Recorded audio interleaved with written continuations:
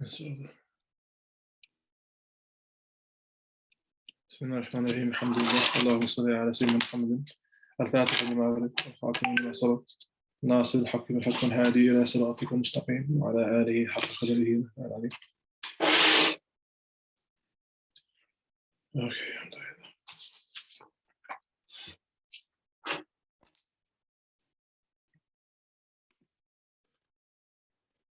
Bismillah. So,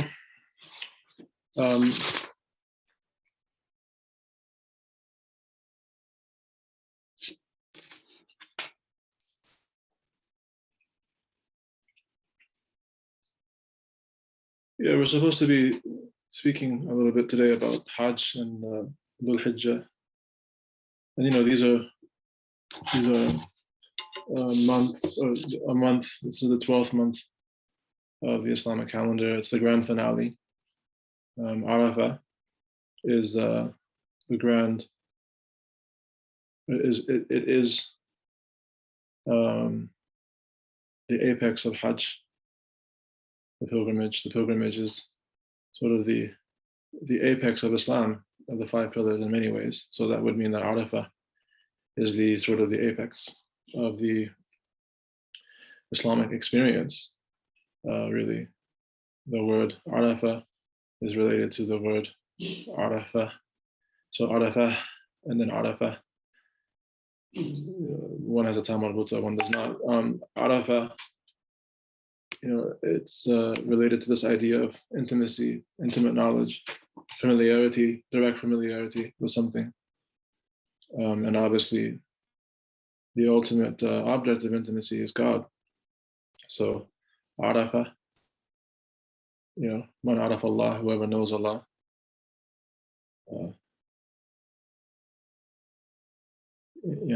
Ya'arif kull shay, whoever knows Allah knows everything. In other words, it's used in the language, it's there. But so we're speaking about Hajj and we're speaking about Dhul Hijjah, but the angle I wanted to come at it today wasn't really an angle, it wasn't a sort of a calendar kind of approach like this. Sure, we'll mention some things about its context, the word itself, or the verb, ha, jim. We'll mention something about, the month itself, of course, but that's not really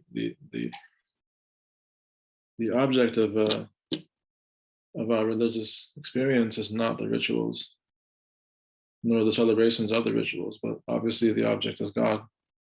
So we're always trying to make sure we connect these rituals with God Himself. And the way that manifests in the mundane.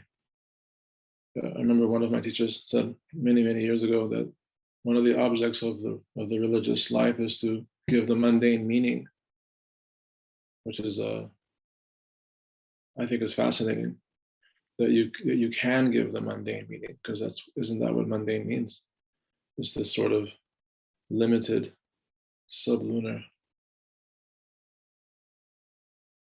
experience. But the people, human beings, ourselves, we are, even though we're located here under the moon, so to speak, our souls are from somewhere else. Just a short, hopefully not a diatribe, but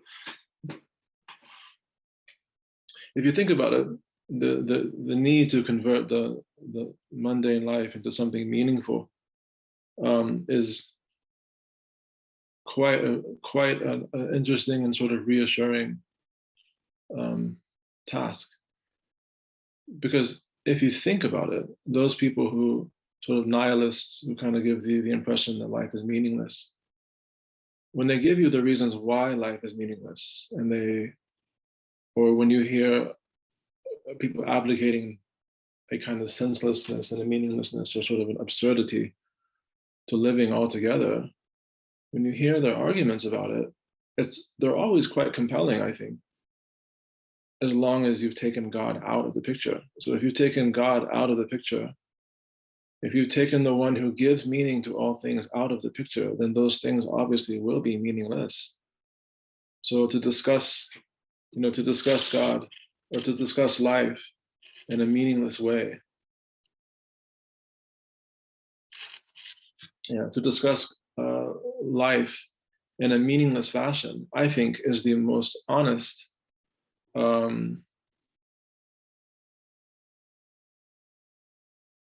exposure of what a godless life is like and what it means.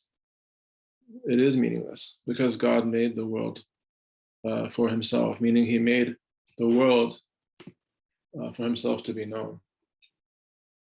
Again, it comes back to the word ma'rifah. The word arafa is there. The letters are there. In order to go from a life of meaninglessness to a life of meaning, one has to make a pilgrimage, and that pilgrimage has intentions. And the ultimate intention couldn't be the ritual, but it has to be the Lord of the rituals. And one must set out this way with intent. And the month in which that happens is, appropriately named the month of the pilgrimage, the month of one's abandoning the world and moving towards God physically. But what kind of abandonment is that if one doesn't do so in one's heart? So one of the biggest probably one of the most important aspects about this idea of Hajj is the idea that the Muslim is expected to prepare to betake himself to his Lord. She is expected to take herself to her Lord, both physically and spiritually. And that has a transformative effect. It causes one to turn away. And if you don't have these, if you never make this pilgrimage, meaning internally, and you betake yourself towards the world itself, then you will find a meaninglessness because you would have missed the target entirely. So so these ideas they're all sort of bound together. And I think that this is it's in the wording and it's in the ritual, and inshallah it's in some of the ayat that we might cover inshallah today. So anyway, without any further ado,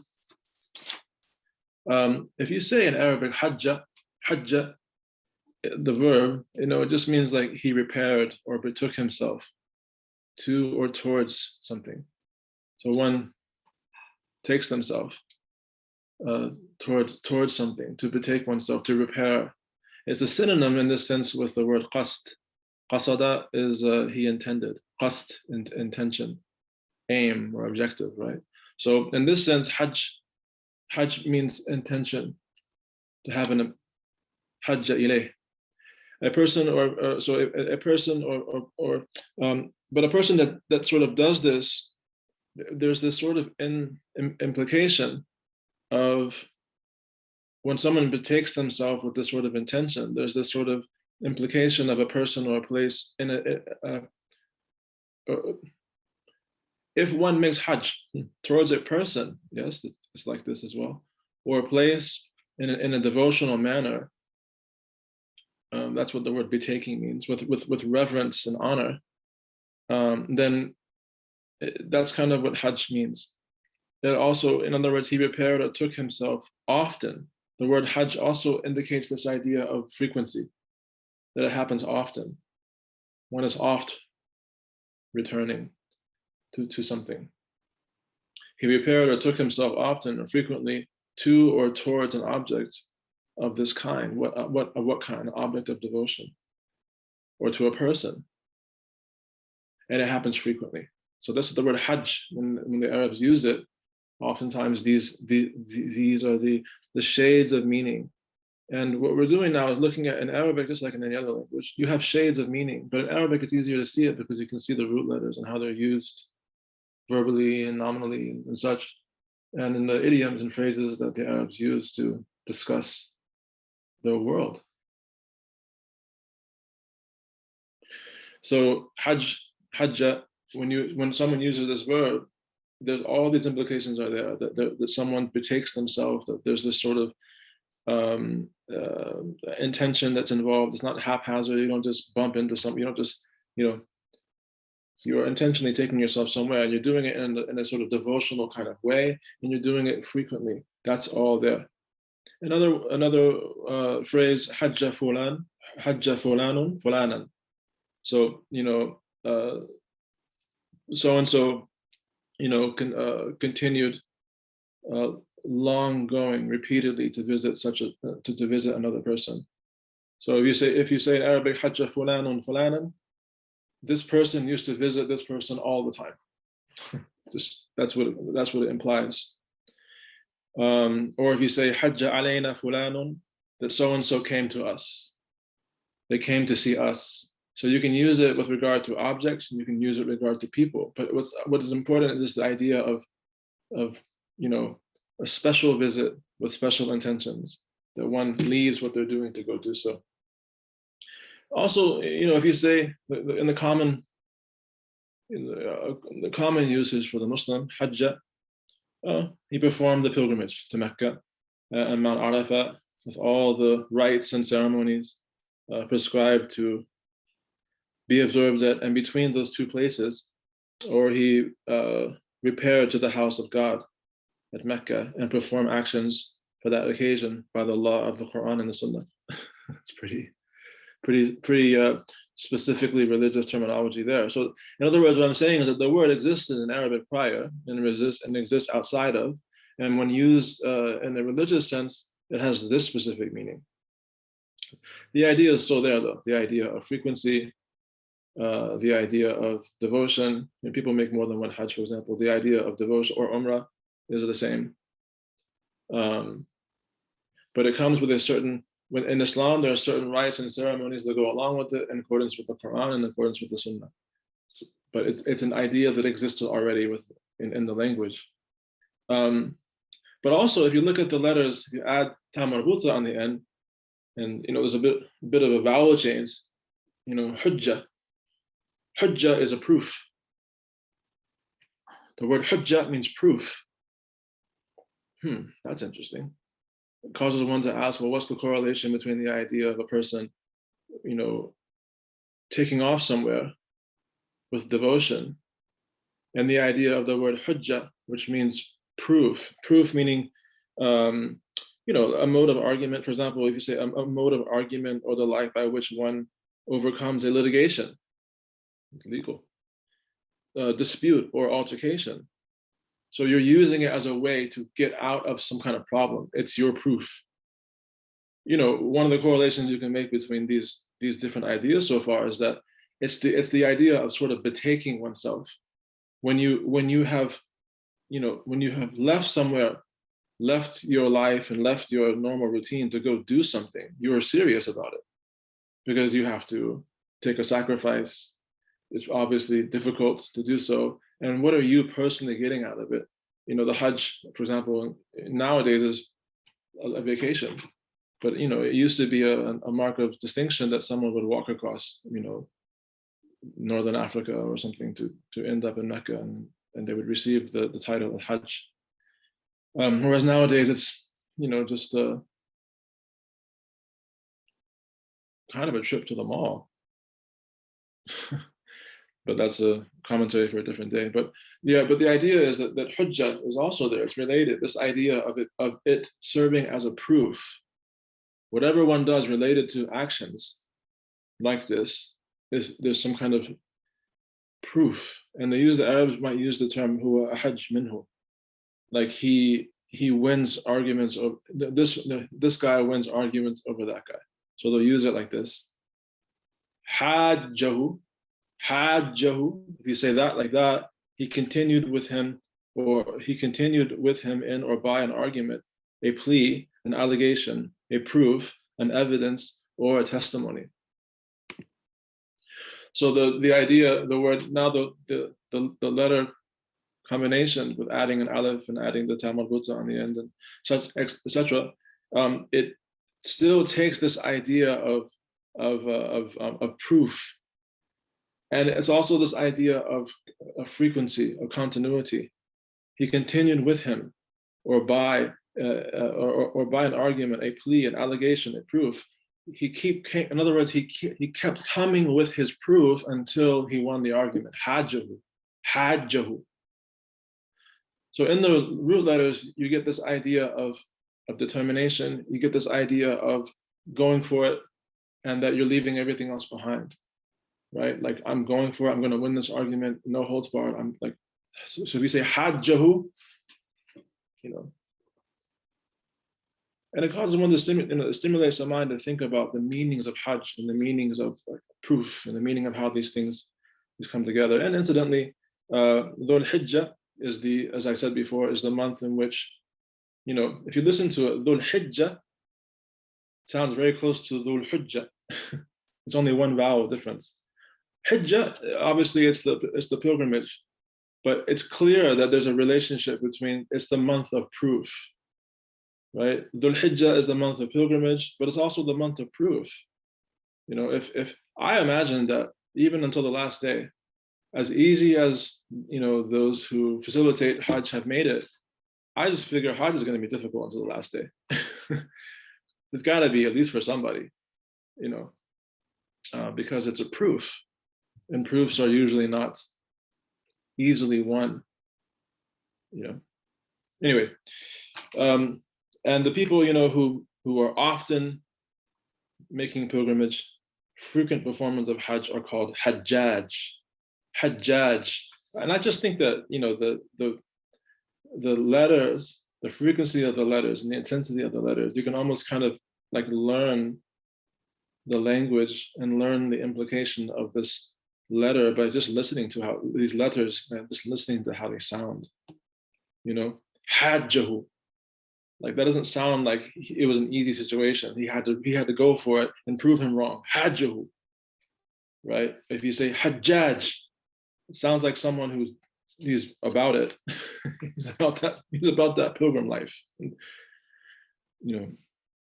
Anyway, I am obviously building to something here. So anyway, Dhul Hijjah then is the possessor of the pilgrimage. In other words, it's the month that in which the pilgrimage starts. And I kind of introduced these points already prior, but just for a review, Dhul Hijjah is the 12th month. Its first 9 days, there's fasting. Its first 10 nights have tahajjud. Its Hajj occurs on the 8th, 9th, and 10th of the month. The day of Arafah is on the 9th day. Then you have the Ayam al-Tashriq, or the Takbirat al-Tashriq, which is like the 9th through the 13th. You have Eid al-Adha, which is starting on the 9th of the 10th, the night of the 10th. It's a very eventful month, basically. It's full of rituals. It's full of acts of devotion. It's full of, in that sense, minor pilgrimages. Even for people that are sort of at home and not able to make Hajj that year, they're able to do acts of devotion, and they can do them frequently, meaning they do it every year. So it's kind of this sort of devotional proof for the entire community.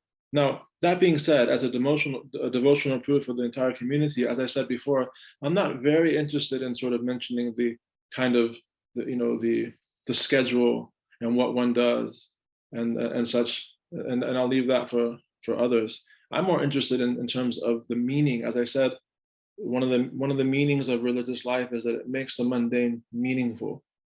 So if you don't know the meaning or haven't thought deeper meanings about Hajj, for example, you might find yourself, walking around a box, walking back and forth in a giant hallway, throwing stones at a pillar, but you're not thinking much about the meanings therein, which could make that act of devotion a very mundane action. One person who was deeply affected by Hajj is Al-Hajj Malik Shabazz, Malcolm X, who said in his autobiography written by Alex or the biography written by Alex Haley. He said a very famous quote about his experience at Hajj, his first Hajj, which it always touched me. In fact, this is one of the reasons why, and I think it was 1991, I think it was, it was the first time I remember Islam really grabbing my attention. And I happened to see Malcolm X in the movie theater. And I remember I was there in the movie theater watching the story about, Malcolm Little. And it kind of progressed into this sort of what seemed to be kind of a militant sort of Black nationalist organization with religious undertones that I thought was impressive, to be honest with you, because it was nice to see people having such structure and purpose and communal objective that seemed to be quite healthy in terms of self-respect, dignity,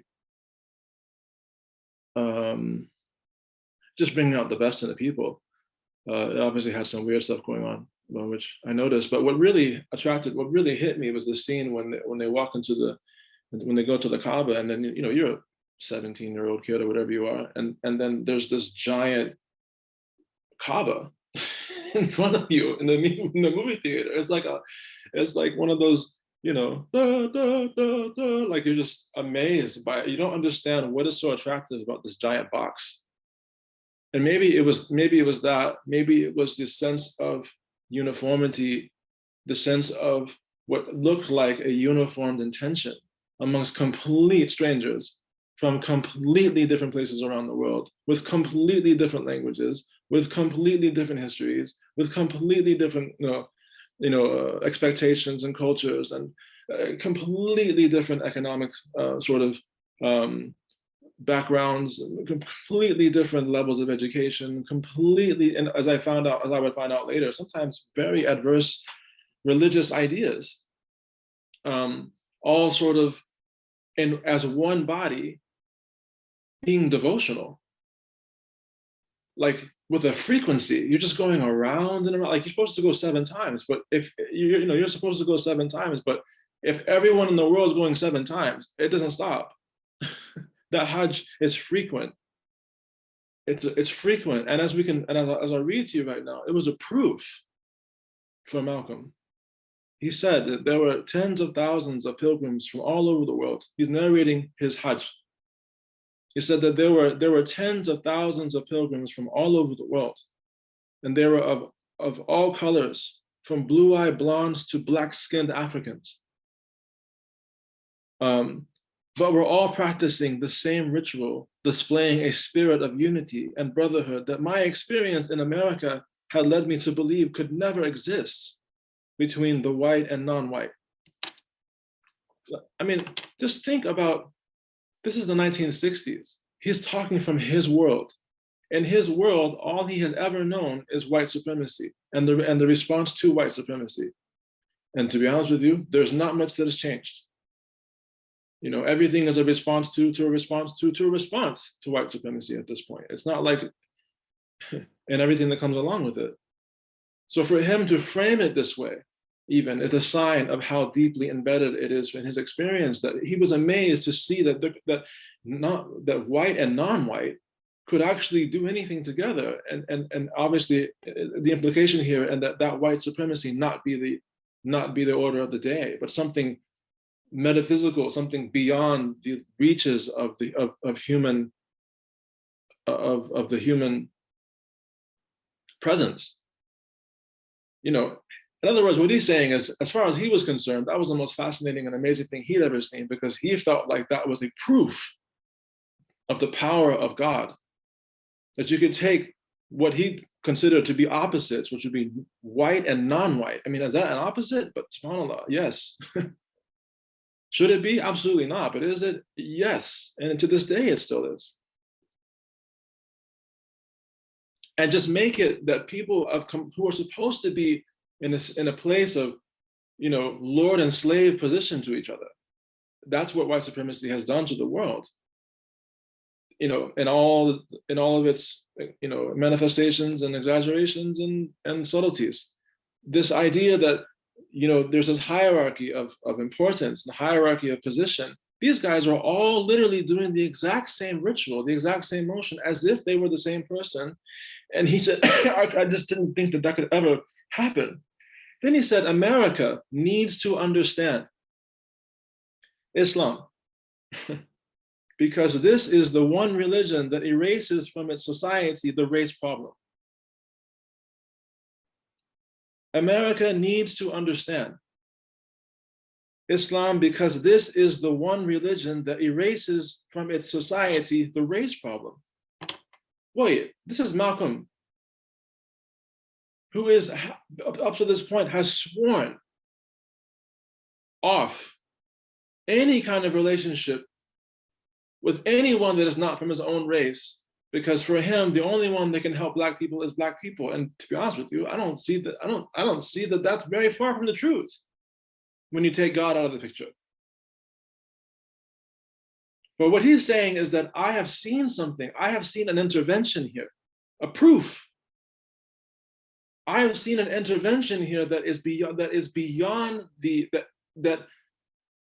that is capable of overcoming the race problem in America, which is, this is written in the 1960s. If you don't think there's still a race problem in America, then you just don't have eyes, or you don't have ears, especially if you're living in another country. People, I've been in the UK for quite some time. People are quite aware because they're going through it too. It's like America just got much better. America was much better at the problem that the British Empire started, but that's another tangent for another time. So he said, America needs to understand Islam because this is the one religion that erases from its society the race problem. Now, in theory, of course it can, because when you go for Hajj, this is his narration. Let's go with what he's saying. The only time it's not going to solve the race problem is when we're not being Muslims. That's it. If you have no other reason to let so-and-so, so-and-so's daughter not marry so-and-so because, well, we don't do that, but you say La ilaha illallah Muhammadur Rasulullah, then you just haven't realized the proof of Islam yet. You haven't realized the proof yet. And may Allah cause us to realize the full capacity of this. This is God's presence, man. You may be shocked, he said. You may be shocked by these words coming from me. Of course, because Malcolm to that point was a complete Black separatist. Completely. You may be shocked by these words coming from me, but on this pilgrimage, what I have seen and experience has forced me to rearrange much of my thought patterns previously held. He said, this pilgrimage is a proof for me that has caused me to have to reassess the way I think. It has caused me to reassess. I have looked at my thought patterns. This is a game changer. This is a paradigm shift. This is such a proof for me that it's causing me to have to reassess my whole argument.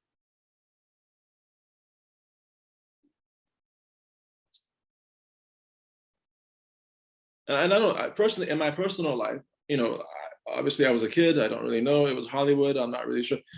I know that seeing the Kaaba and seeing those people in that way, and even seeing, some of this address as it was in the movie, it touched me in such a way that I didn't think that religion was capable of doing. I did not think that religion had the ability to cause social change like this. I just didn't think that it had. I'd always seen religion as a tool to keep people, in whatever capacity the authorities of the religion wanted them to use it for. I didn't see it as an instrument of God's intervention, because you could theoretically create a religion that could have all of these things and put it together, but you wouldn't have the tawfiq, the providence that you've seen with Islam, because God is present there. And Hajj is probably, if not the greatest proof on a sociological level, but also in a spiritual level as well, as we're going to go now into the ayah. The ayah that we're looking at, it's 2198.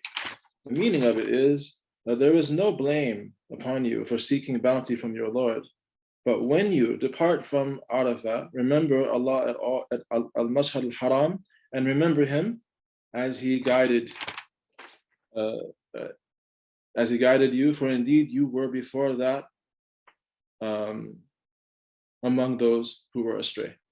This is the ayah that we're going to close out, inshallah, today with. But again, there is no blame upon you for seeking bounty from your Lord, meaning in the sense of once the Hajj, right? So, but when you depart from Arafah, when you leave Arafah, as we mentioned before, Arafah is the apex of Hajj. Dhul Hijjah is the apex of the year, so therefore Arafah is the apex of the whole Islamic calendar. And we mentioned before that Arafah has those letters Ayn, Ra, Fa, which is also used in Ma'rifah, and knowing Him. So there's some kind of apex here happening in Arafah that is a socio-religious apex, but it's also a internal apex that occurs at this point, wherein a person realizes the proof. A person realizes the actual proof. The actual proof on the socio-religious level is what Hajj Malik saw, and the internal proof, the spiritual proof, is the undeniable presence of God in one's experience that is prior to experience itself, that God's existence becomes so obvious to this person that anything outside of that existence has to be explained with regard to God's presence. So there's an internal Hajj, there's an external Hajj. The external Hajj is the rites and such that we observe them. The internal Hajj is that one leaves everything but Allah and realizes La ilaha illallah, Muhammad Rasulullah, in an experiential way. This is Ma'rifah, or this is Arafah. And when one reaches that internal proof, he's saying, when you depart from that, after you have realized that place, remember Allah at Al-Mashhad al-Haram, and remember Him as He guided you. For indeed, you were before that among those who were astray. 2198. Right. So to conclude, inshallah, we're going to look at this ayah in Surah Al-Baqarah. وَاذْكُرُوا اللَّهَ فِي أَيَّامٍ مَعْدُودَةٍ.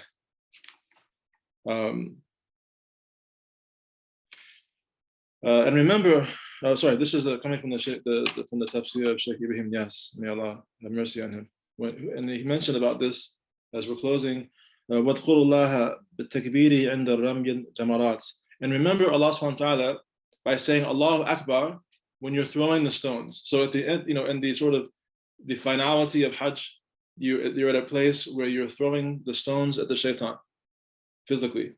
And he said, remember Allah subhanahu wa ta'ala, remember Allah azza wa jal by saying Allahu Akbar when throwing the stones.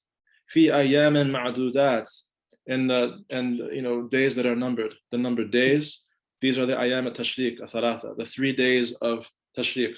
When everyone around the world is saying Allahu Akbar, Allahu Akbar. So 9 to the 13th. فَمَنْ تَعَجَّلَ اسْتَعْجَلَ بِالنَّفْرِ مِنْ مِنَى.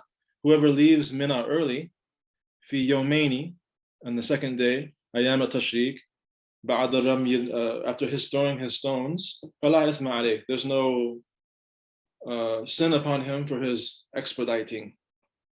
وَمَنْ تَأَخَّرَ بِهَا حَتَّى بَعَثَ لَيْلَ الثَّالِث وَرَمَى. So whoever delays and stays until the third night, spending the third night, and then throws his stones, فَلَا إِثْمَ عَلَيْهِ. And there's no sin on him either. بِذَلِكَ. There's no sin on him for that. Whom they have a choice. And the sin therein that might be implied is negated. لِمَنِ اتَّقَى. This is true for those who are God-fearing. اتَّقُوا اللَّهَ فِي حَجِّهِ لِأَنَّهُ الْحَجِّ فِي الْحَقِيقَةِ. He said that he fears Allah subhanahu wa ta'ala in his Hajj, in truth, or he has God consciousness of Allah subhanahu wa ta'ala in Hajj. Because, why is this mentioned in this ayah? Because the reality of Hajj is taqwa. The reality of God consciousness, the reality of Hajj is God consciousness. Because when you make Hajj to Allah, as we said in the beginning, the word Hajj linguistically means this idea of betaking oneself, repairing oneself to something frequently. So, in other words, being God conscious means to be aware of Allah subhanahu wa ta'ala alone, often bringing oneself into that place of absolute consciousness about God. That's the reality of Hajj. That's the reality of pilgrimage. That's the reality of one's betaking oneself. وَاتَّقُوا اللَّهَ وَاعْلَمُوا أَنَّكُمْ إِلَيْهِ تُحْشَرُونَ. And so fear Allah and know that to Him you will be gathered. Where? فِي الْآخِرَةِ, in the hereafter. فَيُجَازِيكُمْ بِأَعْمَالِكُم. And in that place, Allah will reward you based upon your deeds. ذكر سبحانه وتعالى في هذه الآيات مناسك الحج. Allah subhanahu wa ta'ala mentioned the rites of Hajj in these ayat, and some before this. وَأَمْرَ الْعِبَادِ أَن يُتِمُّ الْحَجَّ وَالْعُمْرَةَ لِلَّهِ.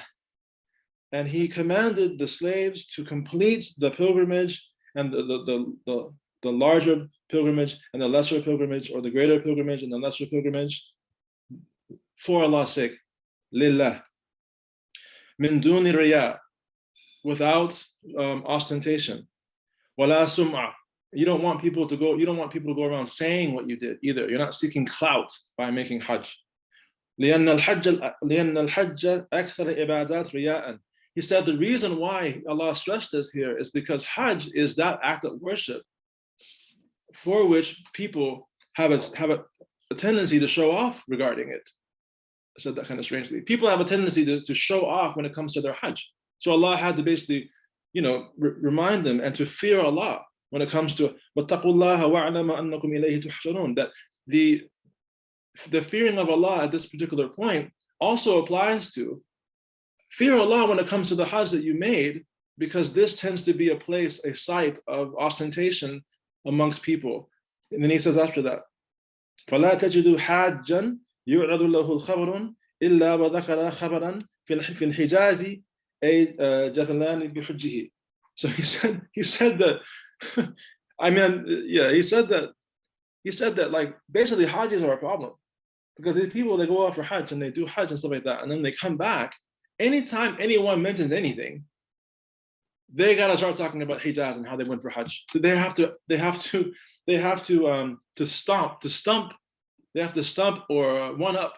They have to one up the information that they heard. Oh, you think that's amazing? Well, I went for Hajj and like this. He said you're not gonna find a Hajji except that he does this. So Allah had to remind them to be God conscious. فَلِهَذَا قَالَ. And that's why Allah said, وَأَتِمَّ الْحَجَّ وَالْعُمْرَةَ لِلَّهِ. Sorry. The main stress, it is about God consciousness, but the main stress is here reminding you to finish the Hajj and Umrah for His sake. So if you are using your ritualistic acts as a way to get clout with people, you're a mushrik. You're not, like, you might as well go, you shouldn't go to, but it's kind of like the equivalent of going to like a temple somewhere and just worshiping an idol. That's kind of what you've walked away with there. He said, وَأَمَرَ بِالْإِحْسَانِ. And He commanded people to have excellence, to be excellent, or to have ihsan with their deeds. والإحسان إحسان العبد في أقواله وأفعاله وإحسانه في نيته وإحسانه في ظنه بأن يحسن الظن بالله تبارك وتعالى وبعباده.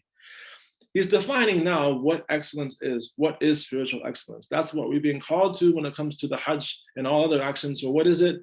He said that ihsan is the slave's excellence in his words, in his actions, and in his intentions, and in his opinion. وَإِحْسَانِهِ فِي ظَنِّهِ. That he must have a good opinion of Allah subhanahu wa ta'ala and with his slaves. This is the ihsan that is required when it comes from us. In other words, what is ihsan? Ihsan is that a person is excellent in their deeds and excellent with their opinion. How often are we tried with our opinions? Sometimes Allah will do things with us that are so difficult to understand, and they might seem like such a waste of time, but they weren't. All they were was a test of your opinion about Him, a chance for you to be excellent or a chance for you not to be excellent. So if you find yourself in a situation that you really just find quite difficult to understand, You're not being tested for being far away. You're not being tested by, not seeing the person that you wanted to, even though you traveled so far to see them, whatever the case may be. That's not what you're being tested about. That's not what this whole thing is about. It's about your opinion. You will never know your opinion with God if he does everything the way that you want to. But if he does it in a way that you don't really understand or can't really resolve, or things shouldn't be happening, at that particular point, your responsibility as the slave is not to figure out what he did or didn't do, or why he didn't do it, or who's responsible for this and who isn't. Your responsibility at that time is it's a gateway to being from amongst the muhsinin, that you be amongst the people of spiritual excellence. All you have to do is say that was good, do that which is good, and internally, and have a good intention, and doubly internally, that you have a good opinion about Allah and his slaves. And his slaves. So ihsan in Islam is not that everybody be perfect and that everybody just sort of do exactly what they're supposed to do. That's not ihsan. Ihsan in Islam is that you, meaning myself, I am goodly with all of these limbs. I'm goodly with my intentions. And in my mind, I keep a good opinion about Allah and about his slaves, regardless of what I see. Regardless of what I see. In order to be able to do that, you have to have this is the beginning of the internal Hajj. How do you think you're going to be able to meet Allah in your heart when you can't even distance yourself away from people in your heart? The best way to distance yourself from people in your heart is not to just shoo them off and say they're horrible people, but just to have a good opinion. And sometimes you have to be real creative, but you just do it. You do it. Why? Because that is ihsan. You're not trying to do anything except have ihsan. And Allah and the Shaykh is telling us how to have ihsan. Ihsan is a decision in my mind. I don't care what happened, how it happened, who did it, who didn't do it, where it happened, when it happened, to what end, and what's coming next. My responsibility, as everything is from God, my responsibility towards him is to betake myself to him. The Hajj. May Allah make us Hajjaj, people who are constantly, may he make us people who are constantly in a place of betaking ourselves to his presence. You cannot take yourself to Allah's presence while you think badly about him or his slaves. You can't be in Allah's presence while you're thinking badly about him or his slaves. Now, it's easier to think goodly about God because you think, well, he's everything perfect. Allah is not everything perfect. Allah is not anything. He's not anything. That's the whole point. He's not this God you created in your mind that does everything right. That's your God. God is God, far and above your and my creation, imagination. It's easy to just say, to make God into the perfect being, and as long as he doesn't do anything I don't like, I worship him. But then it's even more difficult when it comes to his slaves, because you're looking at them as people who are doing what they're doing, but you don't see them as them doing what Allah wants them to do. But if you believe that Allah wants good for you, which is the ultimate standpoint, you have to believe that Allah wants good for you. If you believe that, then you'll be able to see behind the apparentness of what's happening. You'll be able to see with ihsan, to see with excellence, right? So يقول رب الرب على لسان نبيه. The Lord says on the tongue of his prophet, أنا عند ظن عبدي بي. I am to my slave as he thinks of me. ويقول رسول صلى الله عليه وسلم, and the prophet says, peace be upon him, لا يموتن أحدكم إلا وهو يحسن بالله الظن. And this is why in the Maliki school, I've heard that they consider having a good opinion about Allah to be an obligation, because you don't know when you're going to die. He said, none of you, لا يموتن أحدكم, let none of you die. إلا وهو يحسن بالله ظن. Let none of you die except that he is bearing a good opinion of God. Let none of you die, but that they have, at that particular point in time of death, and since you don't know when that is, that means that you maintain a good opinion about Allah subhanahu wa ta'ala. It doesn't say understand everything. It doesn't say figure out a formula for the reason and meaning and everything. It doesn't say, devise a philosophical system that will be able to answer everything. It doesn't say anything about any of that. It's just one action, and that is to convert whatever it is that you're seeing into something good when it comes to Allah and when it comes to His slaves. And if you do so, you are in ihsan, which means if you claim to be a person of ihsan, but you're habituated towards having a bad opinion, understand that you are not a person of ihsan. And I'm talking about myself. I'm just saying, look, let's put it on the table. This is what's going on. Therefore, the easiest way to become a person of ihsan is to inculcate a good opinion constantly. And maybe that's the work. May Allah help us. وأمر عباده إذا أتموا حجهم أن يكثروا من ذكر الله تبارك وتعالى كذكرهم آبائهم أو أشد ذكرا. Now here he said that also, he also commands his slave to complete their pilgrimage. After having done so, that they should at that point be plentiful in the dhikr of Allah. And but how? كذكرهم آبائهم. They should remember Allah in the way that they remember their ancestors, or more intensely. والحج في الظاهر قصد البيت وأداء مناسك الحج. Outwardly, Hajj is to attend the house of God and to perform the associated rituals of the pilgrimage. والحج الحقيقي هو الرجعة إلى الله تبارك وتعالى. He said that, but the true Hajj is returning to Allah. The real Hajj, the real pilgrimage is returning to Allah.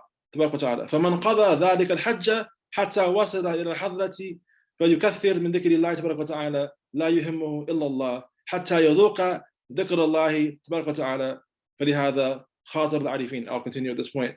He said that, so whoever performs their Hajj like this and arrives to the presence of God, then let them remember Allah subhanahu wa ta'ala.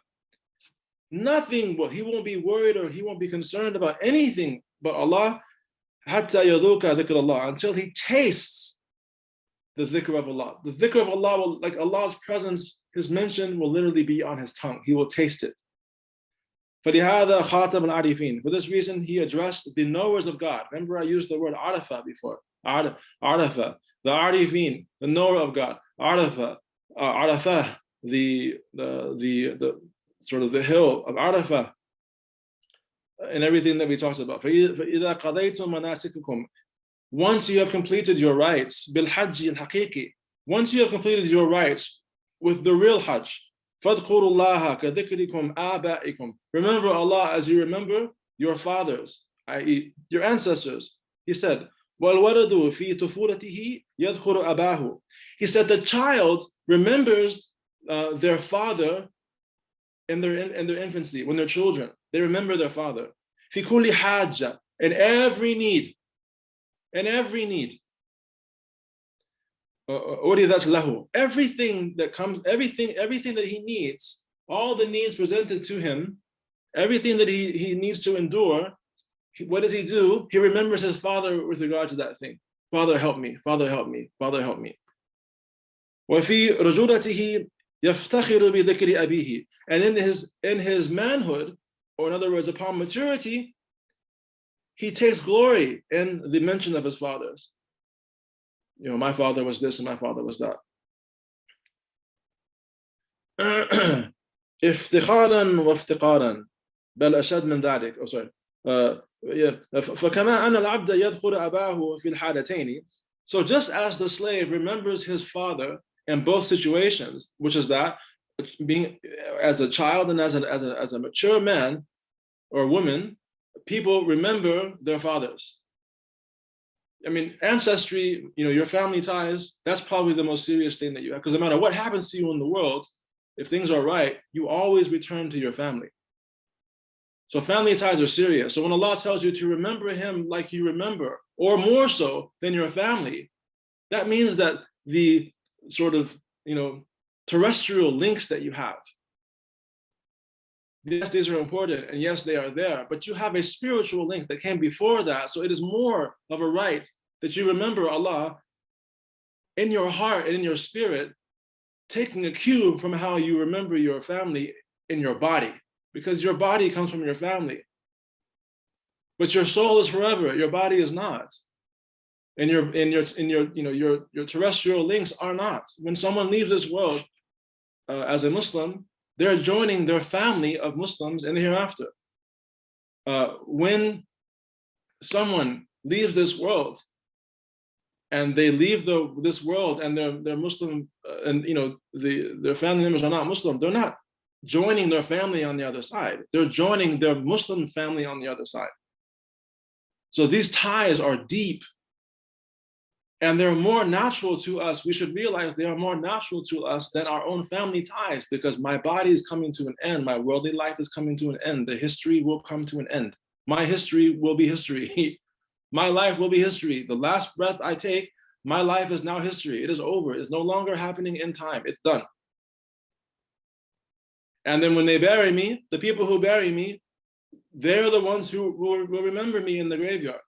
And then when those people die, there will be no one left to remember me, because the people that remembered me are dead.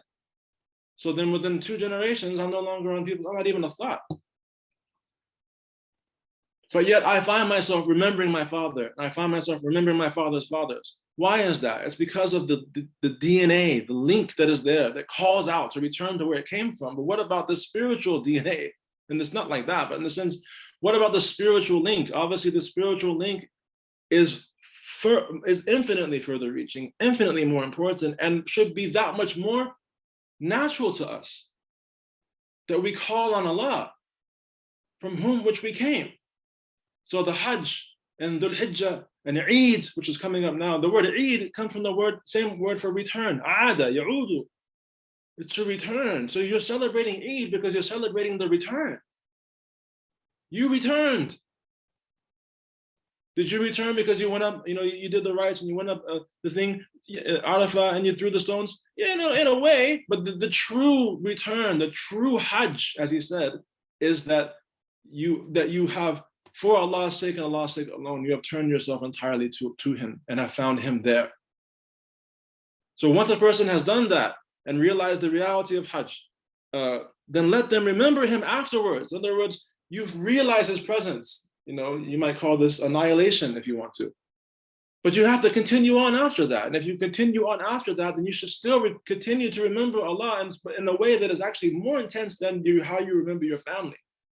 Because if you've completed a true Hajj, if you've really migrated or immigrated and this is a proof for you and not against you, you will find that God's presence is more real than the family that you called upon, or your own self, or anything else, and therefore you find yourself there. So sorry. And he said, فَكَمَا أَنَّ الْعَبْدَ يَذْكُرُ أَبَاهُ, just as the slave remember his father فِي الْحَالَتَيْنِ, in these 2 different situations, which was as a child and as a grown, افتخارا وافتقارا, they do it as a sense of like indebtedness and a sense of glorification. I am indebted to these people. This is where I come from. This is my past. I have nothing without these people. That's the way we do when it comes to our ancestors.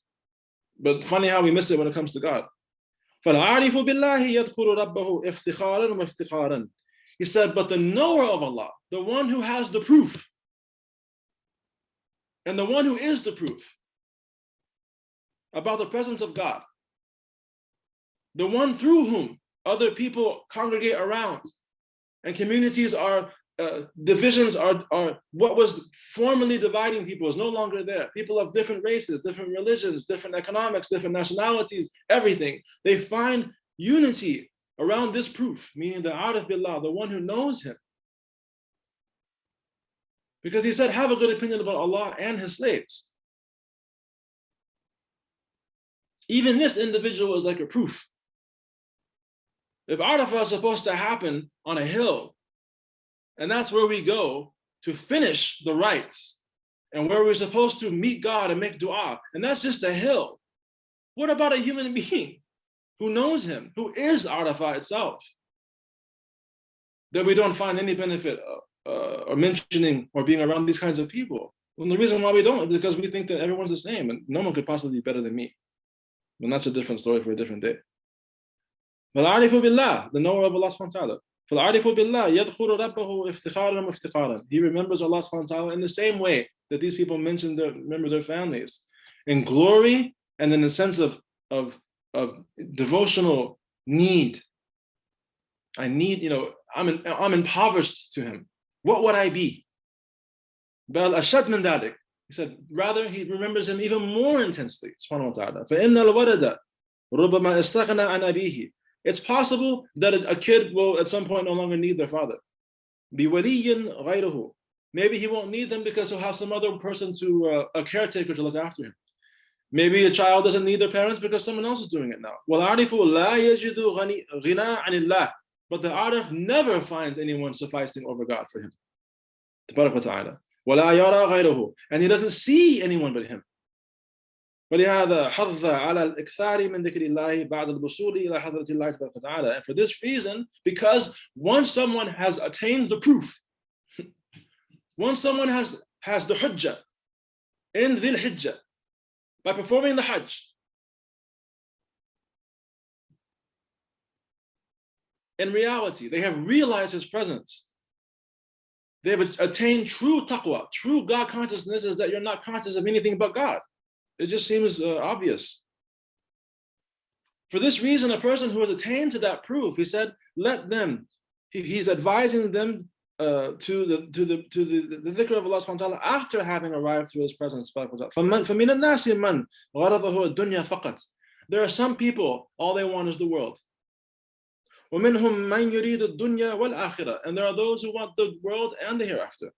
وَمِنْهُمْ مَنْ يُرِيدُ الدُّنْيَا وَيُبِيُّ آخِرَتَهُ بِدُنْيَاهُ. And there are those who want the world and they will sell the world for the hereafter. They'll sell the hereafter for the world. وَمِنْهُمْ مَنْ يُبِيُّ دُنْيَاهُ بِأُخْرَاهُ. And there are those who will sell their world for the hereafter. أَرْبَعَةُ أَقْسَامٍ كُلُّهُمْ ذَكَرَهُمُ اللَّهُ فِي هَذِهِ الْآيَاتِ فَمِنْهُمْ. He said, there are 4 different types of people. Allah has mentioned them all in this ayah. مَنْ يَقُولُ رَبَّنَا آتِنَا فِي الدُّنْيَا. There are those who say, oh Allah, give us in this world. يَسْلُبُ الدُّنْيَا فَقَط. They just want the world. وَمَا لَهُ فِي الْآخِرَةِ مِنْ خَلَاقٍ. And they have nothing in the hereafter. وَمِنْهُمْ مَنْ يَقُولُ رَبَّنَا آتِنَا فِي الدُّنْيَا حَسَنَةً وَفِي الْآخِرَةِ حَسَنَةً وَقِنَا عَذَابَ النَّارِ. And there are those who say, oh Allah, give us the good in this world and good in the hereafter, and save us from the punishment of the fire. هَذَا طَلَبُ خَيْرُ الدُّنْيَا وَخَيْرُ الْآخِرَةِ. This person wants the best of this world and the best of the hereafter. وَالثَّالِثُ سَيَأْتِي فِي الْآيَةِ وَمِنَ النَّاسِ مَنْ يُعْجِبُكَ قَوْلُهُ فِي الْحَيَاةِ الدُّنْيَا وَيَشْهَدُ اللَّهَ عَلَى مَا فِي قَلْبِهِ وَهُوَ أَلَدُّ الْخِصَامِ. And anyway, he continues in the tafsir. We're not going to read that portion whatsoever, but he does mention this third person, which he said, which will come up in this ayah. And from amongst people, there are those whose words marvel you, relating the life of the world, and they ask Allah to bear witness to that which is in their hearts when they are actually of the most violent of adversaries, and that's a different section. Anyway, we're going to end this entire presentation by mentioning the last thing here that Shaykh Ibrahim said about this Hajj. وَالْحَجُّ, he said, وَالْحَجُّ الْمَبْرُورُ عَلَامَتُهُ أَنْ يَرْجِيَ الْحَجُّ مُتَوَاضِعًا زَاهِدًا مُقْبِلًا عَلَى اللَّهِ تَبَارَكَ وَتَعَالَى. He said that the sign. So how do we know if our Hajj has been? And this guy Abdul Latif is talking crazy. He's talking big. He's saying all sorts of stuff. It all just seems very subjective. How do we even know if one's Hajj has been accepted? Much less, how do we know anything about this ma'rifah stuff and this guy is talking about? Okay. He says, well, Hajj mabrur, the sort of ultimately the accepted Hajj, the sign of the accepted Hajj is that the Haji, the pilgrim, returns back humbled, mutawadi'an, zahidan. He comes back with a sense of asceticism. He doesn't hanker after the world. Muqbilan ala Allah. He is going towards Allah subhanahu wa ta'ala. كان واحدا من الفسقة حج. So one of the sort of people who were in trouble with God, the rebellious types, he said that they performed the Hajj, and